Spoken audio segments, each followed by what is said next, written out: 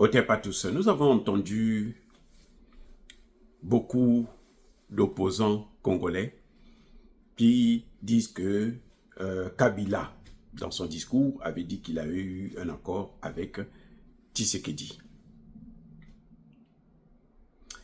J'ai entendu Fayulu répéter la même bêtise et on a entendu aussi Mukwege répéter la même bêtise. Mukwege, je lui avais conseillé, en tout cas moi, je lui ai dit, grand, laisse cette affaire de politique-là, va soigner les femmes là-bas. Hein, les femmes violées, elles ont besoin de toi. Laisse la politique parce que tu es trop bête dans ce domaine. Voilà, c'est pas parce que tu es docteur.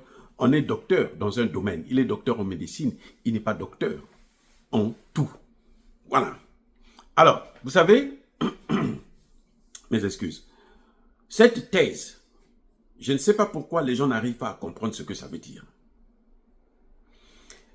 Kabila, qui a dirigé le pays pendant 18 ans avec Kagame,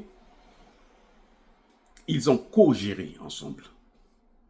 Donc, quand Tshisekedi arrive au pouvoir, il signe un accord pour une transition pacifique, pas pour transmettre le pouvoir. Si Kabila dit que c'est lui qui a transmis le pouvoir à Tshisekedi, donc c'est lui qui a donné, pas transmis, voilà, parce qu'il y a eu la transition, donc il a transmis. La transition, c'est ça, c'est transmettre. C'est avec toi, mais toi, tu donnes le témoin à l'autre. Si il a donné le pouvoir à Tshisekedi, ça veut dire que le pouvoir au Congo appartenait à Kabila. Ça n'appartenait pas au peuple. Je ne sais pas comment Mukwege, qui a fait de hautes études, scientifiques bien sûr, n'arrive pas à comprendre ce vocabulaire. Si Kabila dit que lui, il avait donné le pouvoir à Tshisekedi, mais ce n'était pas son pouvoir. Comment il peut donner quelque chose qui ne lui appartient pas? Il peut le partager à quelqu'un d'autre. Le pouvoir appartient au peuple. Et c'est ça la démocratie. Ça veut dire justement que lui-même, il n'avait pas le pouvoir. Est-ce que vous voyez? Ça veut dire que lui-même, il n'avait pas le pouvoir. Voilà le problème de Kabila. S'il dit ça, si c'est comme ça que vous entendez ça, donc Kabila n'avait pas le pouvoir. Le pouvoir appartenait à Kagame. Parce que lui co-gérait avec Kagame.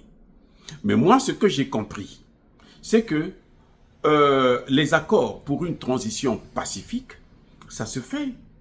Parce qu'il y avait trop de problèmes.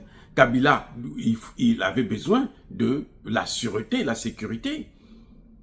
Que bon, moi je vais quitter le pouvoir, je te laisse le pouvoir, il ne faut pas que tu me poursuives, il ne faut pas que tu puisses m'arracher mes biens, tu me laisses avec mes biens, ainsi de suite. C'est ça l'accord.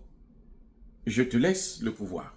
Tu as gagné l'élection, je te laisse le pouvoir, mais s'il te plaît, ne touche pas à mes affaires, à mon argent.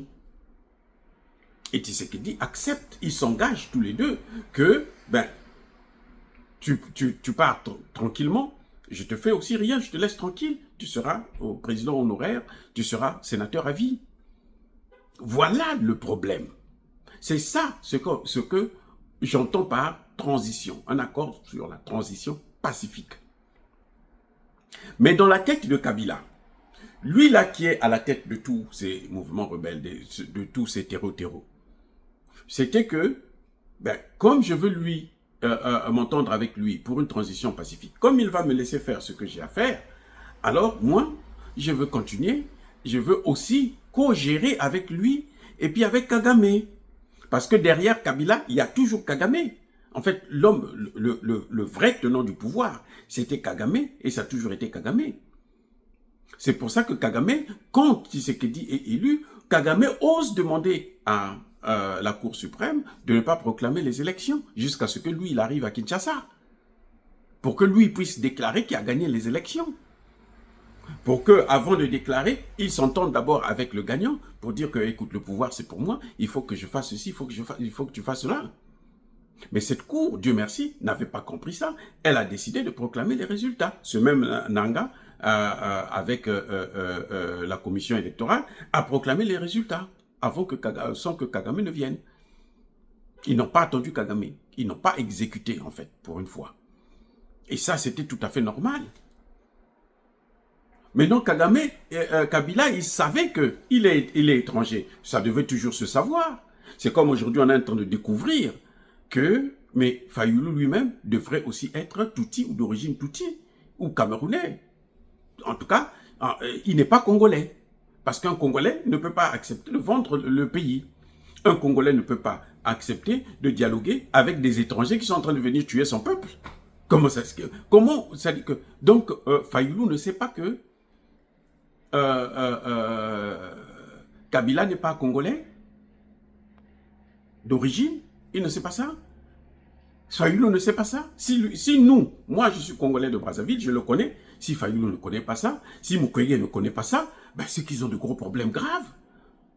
Et comment peuvent-ils prétendre diriger le pays s'ils ne connaissent pas ceux qui étaient là avant? Comment vous allez diriger un pays comme ça? Donc je pense que ces accords, c'était tout à fait normal pour Tshisekedi de les signer. Et puis Tshisekedi arrive. Quand vous arrivez au pouvoir, là, le même jour, là, vous ne pouvez pas comprendre les enjeux. Ça prend du temps. Regardez Trump. Trump vient vous dire que la guerre, là, ça ne peut pas s'arrêter maintenant.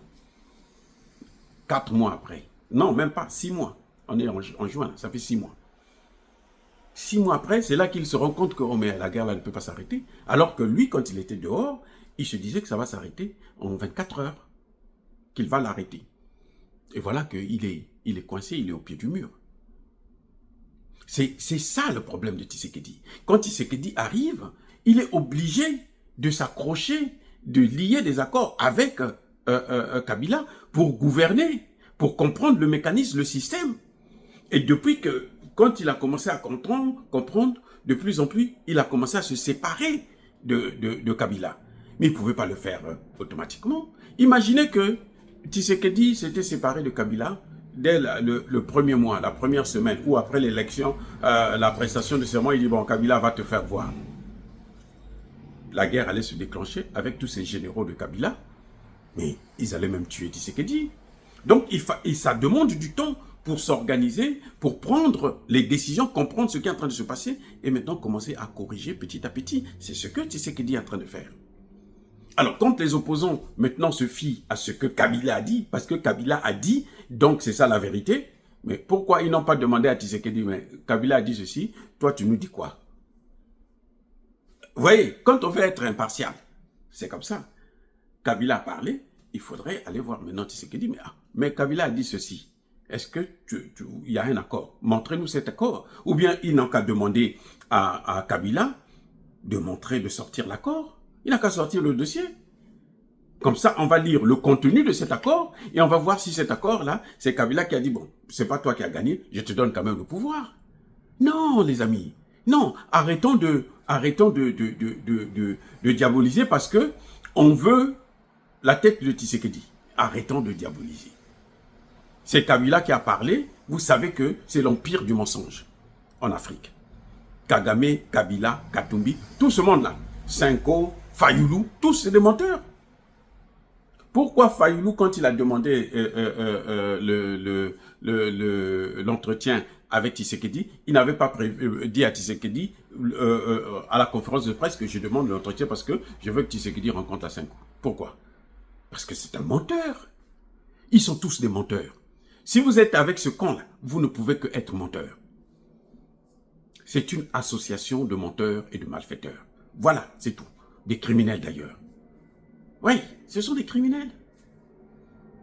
Donc cet accord dont Kabila parle, déjà c'est Kabila seul qui en parle, et Kabila ne nous a pas donné le contenu, ne nous a pas fait lire l'accord, parce que quand vous avez un accord, vous signez, non?